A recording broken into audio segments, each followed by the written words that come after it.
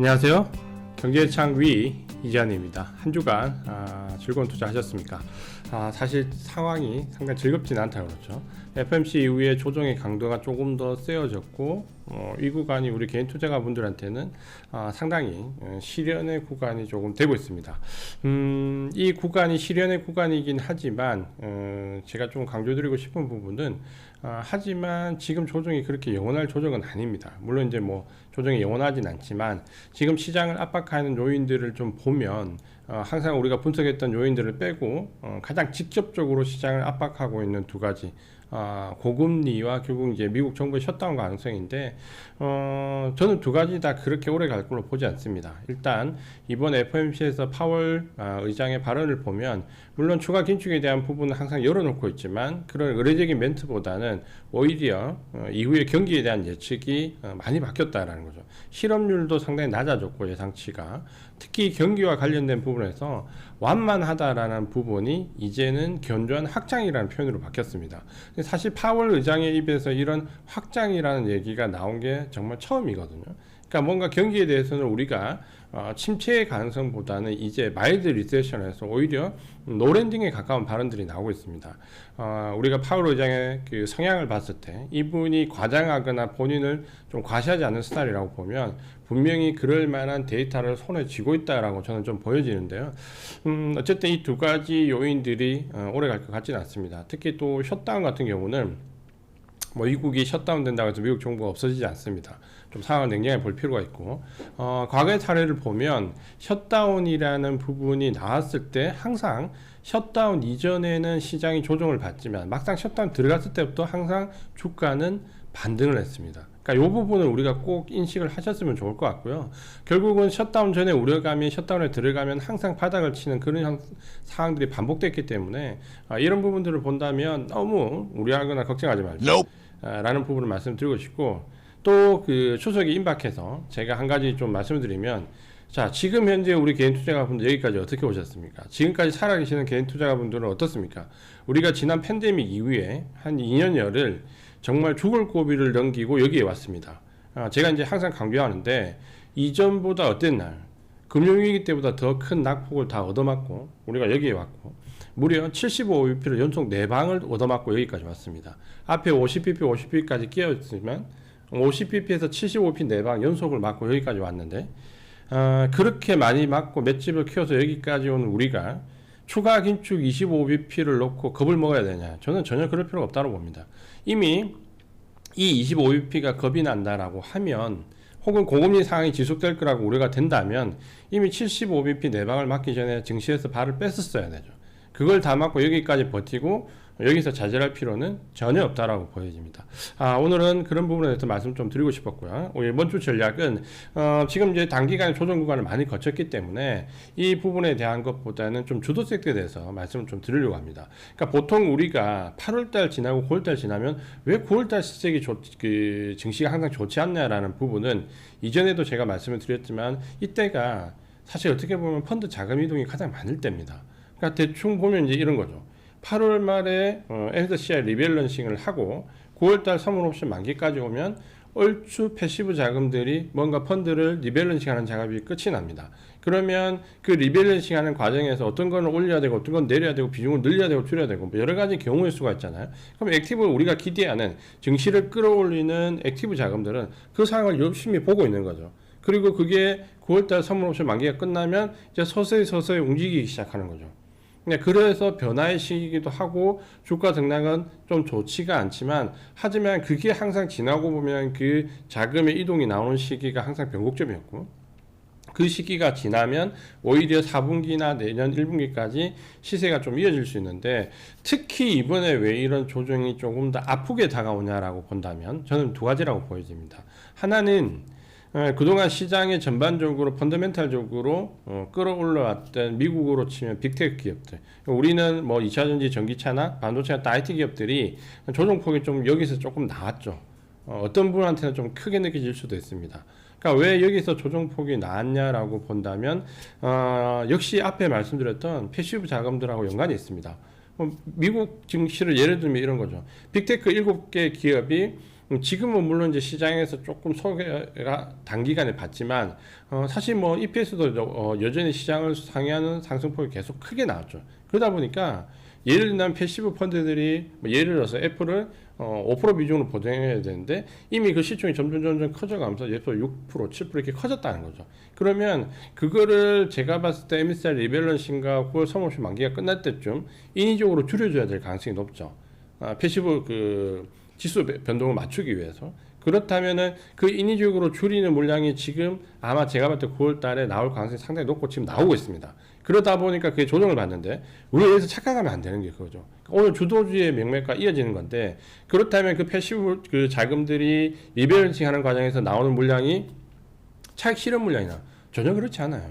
그건 차익 실현 물량이 아니라 리밸런싱을 하기 위해서 기계적으로 나오는 매도 물량입니다. 그러면 이거를 액티브 자금들은 펀드들은 나오기를 유도할 거고 나오기를 기다렸다가 이걸 증시의 조정의 빌미가 되면 이거를 다 받아서 또 가겠죠. 결국 지금 조정에 야기되는 빅테크 기업들은 오히려 실제에 따라서 케이스 바이 케이스는 나올 수 있을지 몰라도 전반적으로 이 리밸런싱 과정에서 떨어지는 물량은 조만간에 액티브 자금들이 펀드들이 받아서 갈 가능성이 상당히 높습니다. 우리나라도 역시 마찬가지죠. 이걸 우리나라 쪽으로 옮겨서 지난주, 지지난주 있었던 수급상의 가장 큰 명맥을 한번 짚어보면 이런 거죠. 선물옵션 우리 동시 만기 때 지지난주에 외국인들이 말도 안 되게 거의 선물옵션 만기가 끝나가는 시점 5장 다 돼서부터 그 다음날까지 선물을 3만 계약 이상 매수를 했습니다. 통상적으로 선물옵션 만기 때는 롤오버 물량은 이미 그 전에 다 넘어가 있어요. 굳이 만기 때 변동성을 양해해서 넘어가는 그런 모험을 하는 리스크를 지고 갈 펀드는 사실 없습니다. 그러니까 만기 당일날 그런 행위가 나올 가능성이 거의 없는 거죠. 근데 이번에는 무려 3만 계약이 넘는 매수가 이틀에 걸쳐서 들어왔죠. 그래서 제가 그때 말씀드렸던 부분이 그겁니다. 이 물량은 사실 의도가 굉장히 불순할 가능성이 있다. 이거는 단순하게 들어왔다기보다는 여러 번 물량으로 이해하기는 조금 어려울 것 같고 아마 다음 주에 이 선물 매수한 대량의 매수가 선물 매도로 나오면서 프로그램 매도를 유발할 거고 그 프로그램 매도를 받아줄 주체가 개인이면 시장은 좀 조정을 겪을 가능성이 높다. 그래서 선물옵션 만기 때 제가 적극적으로 매수를 하지 말고 조금 뒤쪽을 보라라고 말씀을 드렸죠. 그래서 실제로 그때 매수된 3만 계약이 지난주에 그대로 매도 물량으로 다 나왔죠. 그 3만 계약이 넘는 선물 매도 물량이 나오니까 당연히 프로그램 매도 물량은 쏟아졌습니다. 그 프로그램 매도 물량을 외국이나 기관이 받지 않으니까 당연히 지수는 조정의 낙폭이 커졌죠. 이게 선물옵션 만기 때부터 지난주까지 조정을 받았던 스토리입니다. 그러니까 이걸 이해해서 본다면 우리가 이제 정리해야 될 부분은 그거죠. 이렇게 해서 나오는 물량이 매도가 무섭냐? 무섭지 않죠. 근데 제가 두 가지라 그랬잖아요. 왜 우리 개인 투자하는 힘드냐? 그렇게 나왔다는 시장 자체가 일단 첫 번째 고통이었고 두 번째는 거기서 진짜 외국인들의 차익 매물이 나오는 섹터들이 있다는 거죠. 그 섹터들이 바로 그동안 모멘텀으로 우리가 6, 7, 8 조정을 받을 때 시장을 이끌고 왔던 뭐 2차전지 소재라든지 뭐 초전도체부터 뭐 하다못해 제약바이오의 탈모 관련된 쪽이라든지 이런 모멘텀으로 왔던 테마성 종목들이 전부 급락을 했다는 거죠. 그건 당연하죠. 지금 시점에서 더 끌고 갈 가능성이 별로 없다는 거죠. 소극적으로. 그러다 보니까 지수 자체에 받는 조정 압박과 개인들이 좋아하는 모멘텀 종목들의 급락이 굉장히 우리 개인 투자가 분들을 코너로 몰았죠. 근데 요거를 이제부터 생각해야 됩니다. 지금은 그런 모멘텀 종목이 돌아가면서 순환매 형식으로 반짝 반등과 지속적 하락이 이어질 텐데 이걸 반짝 반등에 손대면 안 됩니다. 지금부터는 주도 섹터, 주도주요. 외국인들이 몰고 가는 쪽에 편승을 해야 됩니다. 그러면 이제 오늘 말씀드릴 주제인 주제 섹터는 그러면 주도주는 어느 쪽으로 갈 거냐? 그건 이제 명확하죠. 잘 생각해 보십시오. 시장의 모멘텀이 지금 어디로 갑니까? 시장의 모멘텀은 지난 2년 동안 우리 시장을 혹은 글로벌 시장을 가장 압박했던 금리에서 이제는 뭘로 넘어갑니까? 경기와 실적입니다. 파월의 발언을 잘 보세요. 이번에 FOMC에서 파월이 기존적으로 시장을 압박하기 위한 추가 긴축에 대한 발언이 의례적으로 나왔지만 여기서 한 가지 추가된 부분이거든요. 금리를 인상할 수 있겠지만 경제 활동을 봐가면서라는 표현을 처음 썼잖아요. 그리고 내년에 점도표를 두 번 오히려 50bp를 상향이 됐지만 그럼 금리 인하가 4번이 아니고 2번인가? 실망해서 시장이 하락 압박을 받는다? 근데 분명히 파월이 주석을 달았지 않습니까? 그거 50bp를 추가로 내년 내후년 올린 거는 인플레이션의 우려가 되기 때문이 아니라 그만큼 경기가 생각했던 것보다 더 강하기 때문이라는 표현을 했잖아요. 그러니까 이 해석을 제가 볼 때 단기로 악재로 받아들였다가 분명히 중장기로 시장이 호재로 받아들이고 바뀌게 될 겁니다. 그러니까 거기에 대비를 하자는 거고, 지금 나오는 소나기는 물론 잘 방어하실 수 있는 분들은 방어를 하셔야 되겠죠. 그렇지만 거기에 몰입돼 있다가 정말 시장이 더 큰 걸 놓칠 수 있다는 거를 꼭 상기를 하셨으면 좋겠습니다. 그래서 계속해서 우리가 제가 말씀드렸던 부분에서, 그럼 주도 섹터는 제가 좀 눈여겨보는 섹터 위주로 말씀드리겠습니다. 그러니까 이 섹터들은 일단 지금 시장이 최악의 구간을 오래 지날 때 제가 유심히 본 거는 캐펙스입니다. 그러니까 자본적 지출이 어디서 늘어나는가, 그 자본적 지출이 늘어나는 재고 감소와 자본적 지출을 일단 기본적으로 생각을 하고, 여기에 EPS가 얼만큼 상향될 수 있냐라는 가능성을 봤을 때, 일단 증시 자체는 내년도에 우리나라 증시가 가장 강할 가능성이 상당히 높습니다. 미국 증시에 이어서 가장 강한 증시가 될 가능성이 상당히 높고, 그거는 EPS 반전율이 우리나라가 가장 높기 때문입니다.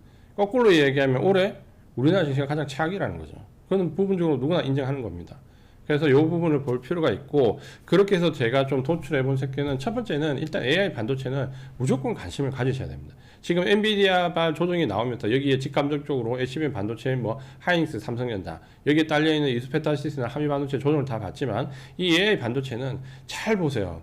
이거는 실적이 일단 기반을 하고 있습니다. 그리고 두 번째는 모멘텀이 굉장히 좋아요. 실적과 모멘텀이 같이 가면 가장 강력한 주도주인데, 실적 베이스는 엔비디아에서 보신 것처럼 지금 EPS 가이던스가 한 분기씩 땡겨져서 실행이 됩니다. 그러니까 내년 다음 분기 EPS를 이번 분기에 달성을 해버려요. 그리고 계속 분기로 늘어납니다. 그러니까 이걸 잘 보시면 실적 기반이라는 것이 보이고, 여기에 모멘텀은 잘 보세요. AI 반도체는 처음에 뭘로 시작했습니까? 챗 GPT로 시작했죠. 그리고 갑자기 어디에 나왔습니까? 테슬라의 자율주행이 나왔죠. 그리고 최근에 어디에 나왔습니까? 로봇에서 또 나왔죠. 그러니까 이런 식으로 계속해서 AI 반도체가 쓸 수 있는 AI라는 연구는 계속해서 돌아가면서 모멘텀이 형성될 겁니다. 어쩔 때는 이게 각 섹터별로 그 AI 반도체 내에서 순환매가 될 수 있겠죠. 근데 순환매가 되든 말든 거기에 들어가는 GPU와 그리고 HBM 반도체는 뭡니까? 어디든 다 들어가는 거죠. 그러니까 이걸 잘 보신다면 AI 반도체는 모멘텀이 좀 강했다가 조금 조정받다가 강했다 조정받다가 되겠지만, 계속해서 주도주로 가져가야 되는 거죠. 그걸 생각해 보셔야 되고, 그러니까 두 번째는 저는 이제 전장에 좀 관심을 가지셔야 됩니다. 물론 전장이 기대치를 높였다가 전장의 문제가 아니라 자동차 자체에 대한 부분에 대한 그 인식 때문에 조정을 좀 받았죠. 좀 세게 받았고, 그리고 전장에 뚜렷한 지금 주도 섹터, 주도 종목이 없다는 것도 사실 문제이긴 합니다. 근데 이 전장에 대한 그 비즈니스 자체의 레벨업되는 확장성은 상당히 크죠. 그러니까 지금 LG전자가 LG이노텍이나 LG디스플레이를 묶어서 전장 쪽에 아마 주력 사업으로 가려는 것도 우리가 관심을 가지고 봐야 되고, 또 하나는 역시 이 AI 반도체에 이어서 역시 이 전장 쪽에도 뭡니까? 삼성전자가 함원을 앞세워서 역시 전장에 기울이는, 그리고 차량용 반도체 레벨업을 기대하는 부분이 삼성전자가 굉장히 크죠. 그래서 역시 이런 전장과 관련된 부분도 삼성전자를 비롯해서 유심히 봐야 되는 기업들이 당연히 있죠. 그러니까 이 부분도 우리가 관심을 좀 기울이셔야 되고, 그 외에 뭐 자율주행 전기차 뭐 이런 거는 세세한 부분은 다 보시면 되고요. 또 하나 좀 생각해야 될 부분은 제약바이오 섹터를 조금 보셔야 됩니다. 그러니까 제약바이오 섹터에서 크게 보면 지금 이제 테마성 종목들이 계속 움직이거든요. 그러니까 올해 지금 움직였던 제약바이오도 역시 이제 관련되는 뭐 탈모와 비만입니다. 여기에 최근에 이제 뭐 당뇨 왔다 갔다 하는데, 이런 부분들이 그냥 하나의 그 모멘텀이 아니라 실적 기반으로 레벨업 되는 구간에 제가 봤을 때 올 4분기부터 내년 1분기에 좀 이어질 수 있습니다. 그래서 이 부분을 좀 생각을 해보셨으면 좋을 것 같고요. 그거는 제가 강조드렸지만 팬데믹 이후에 제약회사들이 평균적으로 주가 상승률이 2.5배 정도 나왔습니다. 그러니까 요거를 생각해 보면 결국은 팬데믹 기간에 딜레이 돼 있던 신약 출시가 그 이후에 몰리고, 그 신약 출시 모멘텀으로 단기간에는 변동성이 왔다 갔다 하는 모멘텀이겠지만, 그걸 한 3, 4년 놓고 보면 결국 실적이 굉장히 좋아지더라. 그래서 주가는 두세 배 올랐더라 라는 게 과거의 팬데믹 때 대형 제약사 신약 기반의 주가 흐름입니다. 그러니까 요 세 가지 정도를 꼭 기억을 하시고, 그 중간중간에 이제 다른 뭐 잔잔한 주도주들이 나올 수 있고, 또 하나는 이제 경기 소비재 쪽입니다. 그러니까 지금 일단은 4분기 일단은 경기 확장 쪽이 먼저 주목을 받겠지만, 이게 시장의 모멘텀이 금리에서 결국은 경기나 실적으로 가면 결국은 이 경기 소비재, 임시 소비재 쪽이 나중에는 부각이 좀 될 겁니다. 그러니까 한 템포 좀 뒤가 되겠지만 그때는 이미 소비재 정점에 있는 게 우리가 알고 있는 자동차, 가전, 그리고 최근에는 휴대폰까지 워낙 비싸잖아요. 이 세 가지를 넣는데 여기도 주가의 변동성이 상당히 나올 수 있습니다. 그러니까 요 섹터들 위주로 일단 보시고, 첫 번째로 보시는 거는 섹터 내에서도 반드시 실적을 보셔야 됩니다. EPS가 무조건 가이던스가 계속 상향돼야 됩니다. 그러니까 구조적으로 상향될 수 있는 뭐 AI 반도체라든지 전장이라든지 자율주행, 그리고 최근에 전기차라든지 이미 소비재 쪽에서 일부 요런 거는 계속해서 관심을 가지시고 보시고 좀 긴 호흡으로 보시라는 거죠. 그리고 반드시 이번 그 9월달 요 조정 구간이 지나가면 모멘텀 종목들은 주가 탄력이 떨어질 수밖에 없습니다. 결국은 지금은 모멘텀 종목에서 펀더멘탈 실적으로 넘어가는 가독인데, 요때 이제 한 가지 착각하지 말아야 될 게 있습니다. 요거는 자료화면에서 제가 잠깐 보여드릴 건데, 착각하지 말아야 될 거는 뭐냐면, 주도주는 한번 주도주는 여기서 계속 끝까지 갑니다. 여기 금리 인상 중단 시기에는. 그러니까 우리가 착각하지 말아야 될 부분이 뭐냐면, 지금 ISM 제조업 지표가 2달 연속 반전했잖아요. 이 ISM 제조업 지표가 반전될 때 이 주도주에 집중되어 있던 편승률이 조금 떨어집니다. 그게 무슨 말이냐면, 우리가 지난달에 보면 미국의 빅테크 기업에 몰려있던 콜 레이트 보면 콜에 급격히 몰려있던 게 지금 보면 좀 줄었잖아요. 왜냐하면 이제 그 아까 말씀드렸던 패시브 자금들의 리밸런싱에 의해서 떨어질 때 액티브 자금들이 당연히 그 주가 하락을 예상을 해서 콜 레이트가 떨어지거든요. 그러니까 요 과도하게 빅테크에 몰렸던 부분이 조금 분산되는데, 그 시기가 대부분 ISM 제조업 지표가 반전되는 시기가 좀 일치합니다. 그러니까 지금이 그런 분산이 좀 될 시기인데, 하지만 분산된다고 해서 제가 강조드리고 싶은 거는 주도주는 바뀌지 않는다는 거죠. 그러니까 주도주에 몰려있던 그 집중도가 좀 떨어지긴 해도 주도주 자체가 바뀌지는 않습니다. 다른 종목들이 조금 올라가는 거죠. 요거를 잘 생각해 보시면 빅테크 기업 내에서 좀 전에 말씀드렸던 주요 섹터분들은 계속해서 가져가는 전략을 취해야 됩니다. 그래서 내가 지금 시장이 우리가 한 2년 정도 굉장히 어려웠다 그렇죠. 그렇기 때문에 단기간에 좀 치고 빠지고 모멘텀 위주로 거래를 해야 된다라고 생각하셨던 분들도 여기서부터는 생각을 좀 바꿔서, 이전에 우리가 팬데믹 이전에 했던 것처럼 여기서 한번 내가 3배, 4배, 5배 종목 한번 들어가 봐야 되겠다라는 그런 생각을 이제 하실 때입니다. 당장 시장이 어렵지만 요 부분은 제가 계속 강조드리는 거는, 시장은 항상 정점로 때 가장 어렵습니다. 지금 계속 고금리와 관련된 부분에 얘기가 나오지만 외국의 레포트들을 다 보십시오. 미국의 국채금리 정점이 어딘가를 보면 거의 90% 이상의 레포트들이 이번 분기입니다. 2023년 3분기가 국채금리가 가장 정점일 거라고 대부분 예상을 합니다. 그러니까 이게 많은 걸 의미한다 그렇죠. 이 부분은 잘 생각을 해보셨으면 좋겠습니다. 오늘은 시장이 너무 어렵기 때문에, 어려운 구간을 또 지나왔기 때문에 우리가 조금 흐트러질 수 있는데, 우리의 투자의 방향과 좀 긴 호흡으로 가야 되는 부분, 그리고 지금은 모멘텀보다 주도주로 가야 되는 부분, 이 부분을 오늘은 좀 강조를 드렸습니다. 어렵더라도 지금 개인 투자분들 중에서 주식을 하시는 분들은 대단하신 분들입니다. 지난 2년에 그 파고를 다 넘어오셨다면 이제는 열매를 좀 따셔야 되는 구간입니다. 그 열매가 따기 전에 항상 그냥 우리 손에 열매가 들어온 적은 없습니다. 그 열매를 따기 전에 거치는 그 혹독한 실현의 과정이 지금이라고 본다면 절대 그 의지를 잃지 마시고, 내 인생에서 아마 이렇게 생각해 보십시오. 저는 이 생각을 많이 하거든요. 내 인생에서 75bp 내방 연속 맞을 일은 앞으로 없을 겁니다. 그걸 다 맞고 지금 견뎠다면 속칭 겁날 게 없다라고 생각하십시오. 저는 그렇게 생각하고 있습니다. 경제의 창 위 이자연이었습니다.